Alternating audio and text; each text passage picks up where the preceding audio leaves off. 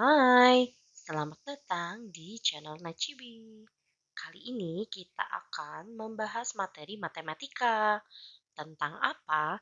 Kali ini kita akan membahas tentang bangun ruang. Bangun ruang itu ada beberapa. Makanya kita akan membagi pembahasan bangun ruang dalam 3 bagian. Nah, sekarang kita akan membahas bagian pertama, yaitu bagian bangun ruang, kubus, balok, dan prisma. Kenapa ya kita hanya membahas 3 ini? Nanti kita akan bahas di materi selanjutnya. Nah, sudah siap teman-teman untuk belajar matematika? Yuk kita akan mulai membahas materi bangun ruang. Di bagian pertama, kita akan membahas tentang kubus, balok, dan prisma. Kenapa ya? Ya, karena mereka bangun ruang yang memiliki beberapa kesamaan dibandingkan dengan bangun ruang yang lain. Contohnya, kita bisa melihat dari jaring-jaring atau pola dari bangun ruang. Nah, seperti yang teman-teman ketahui, jaring-jaring adalah pola yang terbentuk dari gabungan bangun datar yang menyusun bangun ruang. Seperti yang teman-teman lihat, kalau kubus bisa dilihat ada bangun datar berbentuk persegi. Nah, teman-teman bisa melihat apakah jaring-jaring kubus hanya berbentuk seperti tanda tambah saja? Tidak, ada beberapa, tapi ini adalah salah satu contoh jaring-jaringnya. Balok pun demikian. Nah, untuk balok tersusun dari 2 bangun datar, yaitu persegi dan persegi panjang. Lalu bagaimana dengan prisma? Nah, untuk kali ini kita membahas tentang prisma segitiga. Nanti di pembahasan berikutnya akan kita bahas beberapa bentuk prisma, kenapa bisa disebut segitiga, segi empat, dan seterusnya. Nah, prisma segitiga yang teman-teman lihat, meskipun gambarnya sedikit tertutup, teman-teman bisa melihat bahwa jaring-jaring dari prisma segitiga itu terbentuk dari bangun datar segitiga dan juga persegi panjang. Mungkin teman-teman masih bingung, kenapa ya prisma itu disebut prisma segi N? N-nya itu bisa berjumlah dari prisma segitiga, segi empat, segi lima, dan lain-lain. Betul, memang prisma itu berbentuk berbeda tergantung dari bentuk alasnya. Prisma segitiga karena alasnya berbentuk segitiga. Prisma segi empat karena alasnya berbentuk segi empat. Lalu bagaimana dengan segi lima, segi enam, segi tujuh, dan seterusnya? Betul, karena alasnya berbentuk segi. Bisa segi 5, 6, 7, dan seterusnya. Lalu dari prisma tersebut, apa saja yang membedakannya? Selain bentuk alasnya yang berbeda, jumlah titik sudutnya pun tentu berbeda. Kalau prisma segitiga, kita bisa melihat titik sudutnya ada 6. Kalau prisma segi 4, kita bisa melihat titik sudutnya ada 8. Bagaimana kalau prisma segi 5? Tentu saja kita bisa menghitung ada titik sudutnya 10 dan seterusnya. Lalu bagaimana jika alasnya berbeda, titik sudutnya berbeda? Apalagi dong yang membedakannya? Sudah pasti rumusnya akan berbeda karena bentuk alasnya yang berbeda. Kalau misalnya rumus segitiga pasti akan berbeda dengan rumus segi 4, rumus segi 5, dan seterusnya. Nah, untuk tingkat SD masih mempelajari hanya segitiga, prisma segitiga, dan juga prisma segi empat yang berbentuk segi empat. Dari 3 bangun ruang, kubus, balok, dan juga prisma segi empat, ternyata memiliki beberapa persamaan. Kenapa ya prisma segi 4 saja, tidak prisma segitiga atau segi 5? Karena alasnya yang sama dengan kubus atau balok. Jika prisma segi empat alasnya persegi, mungkin saja itu bisa menyerupai kubus ataupun balok.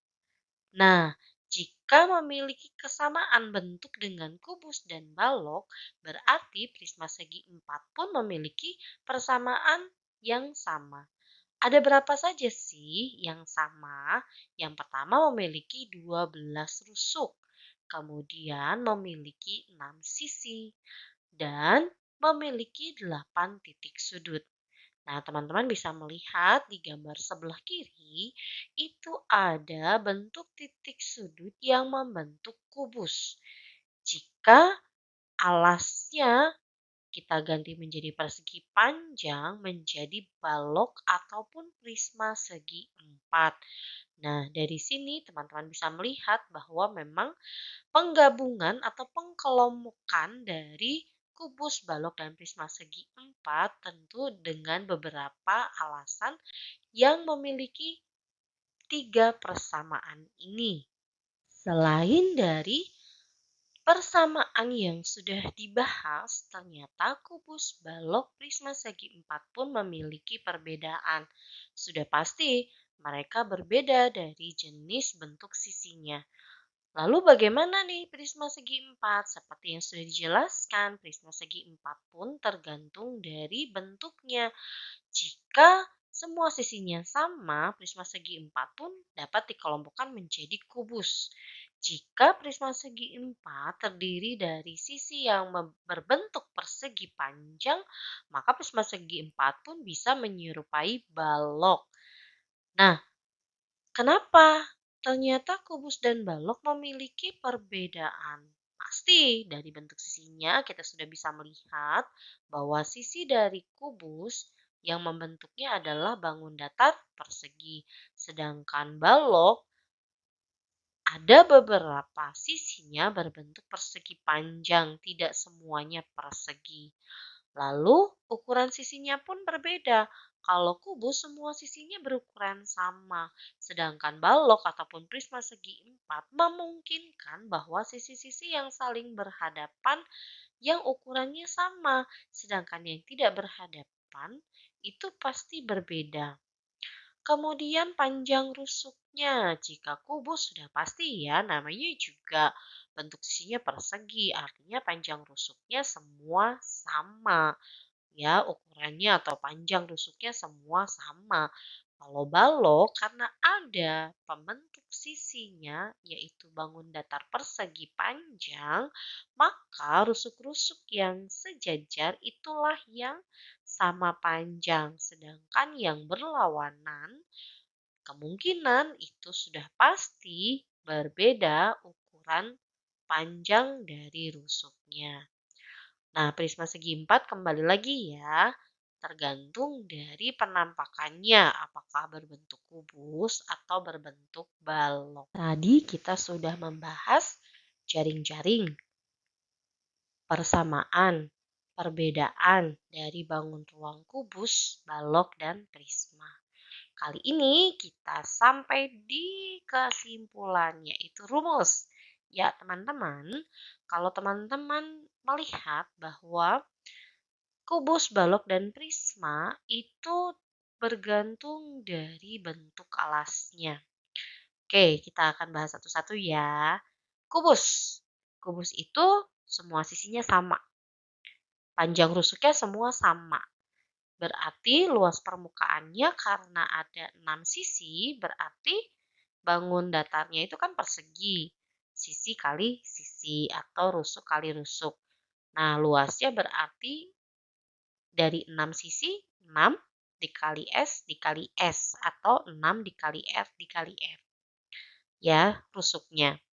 Kemudian volumenya, karena semua sisinya sama, dan volume itu ada 3 tingkat. Kalau bangun datar itu kan hanya 2 ya teman-teman. Kalau persegi itu berarti sisi kali sisi, ya kan? Nah, kalau di volume kita naikkan 1, tambah 1.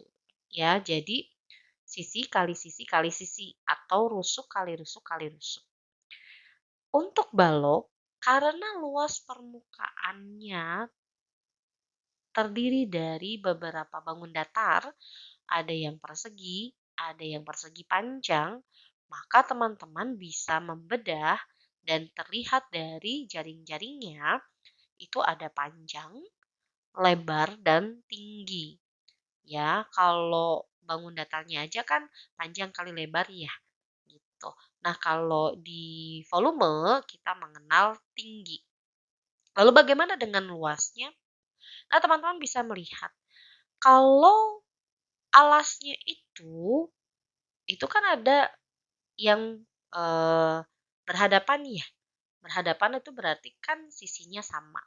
Nah, kalau kalian lihat itu ada alas bawah dengan tutup atasnya itu kan bentuknya sama.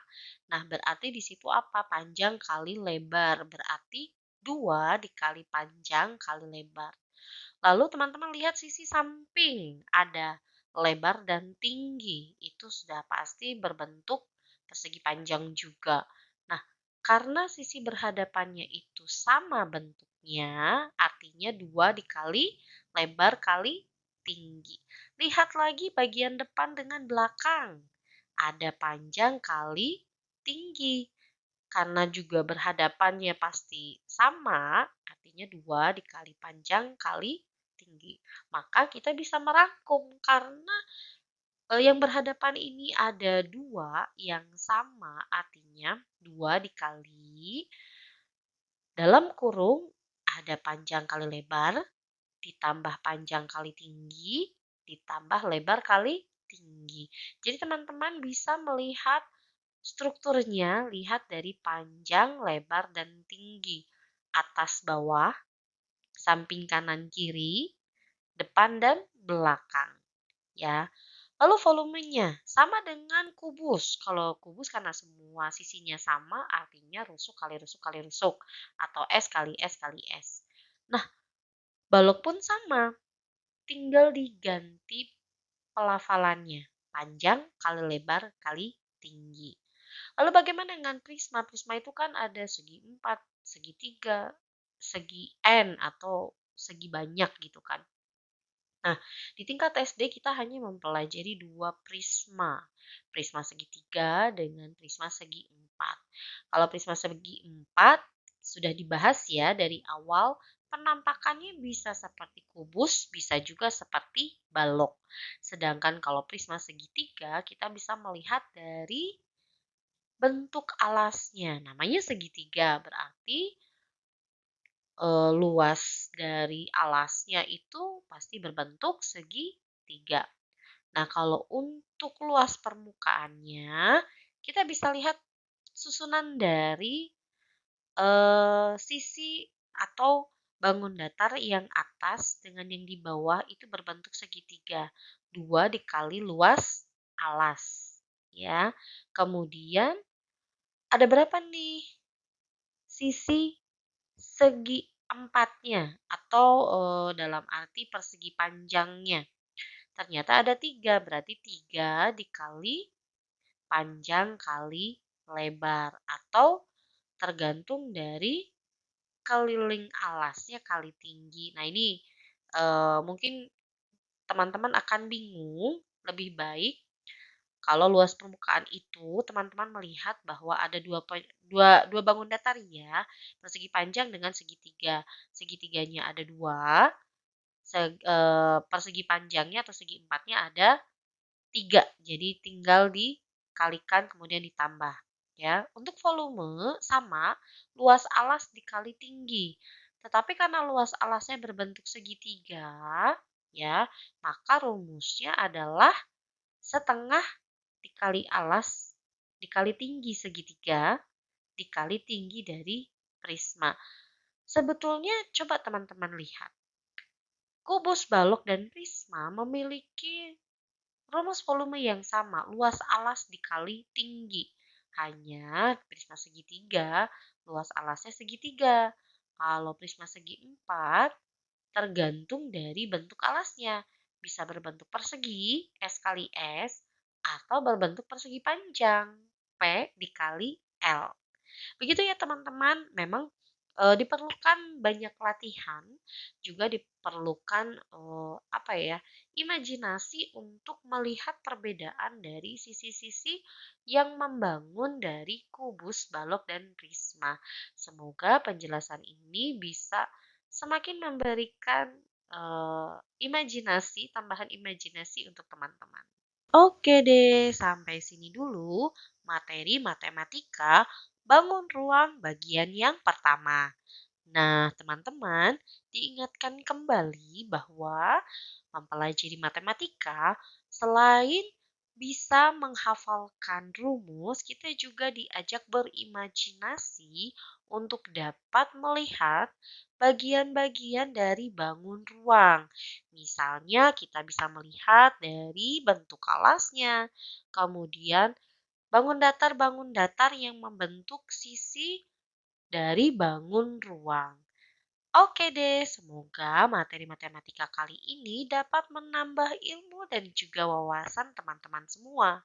Jangan pernah menyerah dalam mengerjakan latihan matematika, baik dalam berimajinasi mengenai sisi-sisi dalam bangun ruang atau dalam mengulik atau mulai mengerjakan materi bangun ruang menggunakan rumus. Ingat, banyak latihan semakin terampil teman-teman dalam mengerjakan matematika. Sampai sini dulu materi di channel Nacibi. Sampai jumpa di materi berikutnya. Sampai jumpa. Sehat selalu ya.